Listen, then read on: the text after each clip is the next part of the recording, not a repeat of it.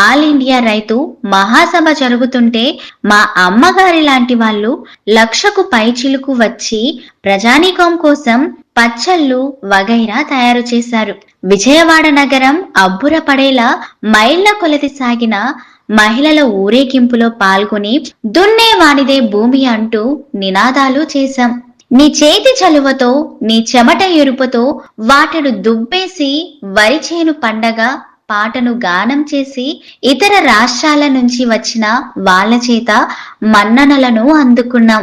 వేల ఎకరాల భూమికి నీరందక రైతు దిగులు పడుతుంటే పట్టించుకోని ప్రభుత్వపు అసమర్థతను ఎత్తి చూపుతూ యువకులతో కలిసి నిన్ను అబలను వారు నిర్విన్నులై చూడ పారచేతను బట్టవే చెల్లెమ్మ, మట్టి తట్టను ఎత్తవే చెల్లెమ్మ అనే పాట పాడుతూ కృష్ణ కాలువలోని పూడిక తీసే పనిలో పాల్గొన్నాం.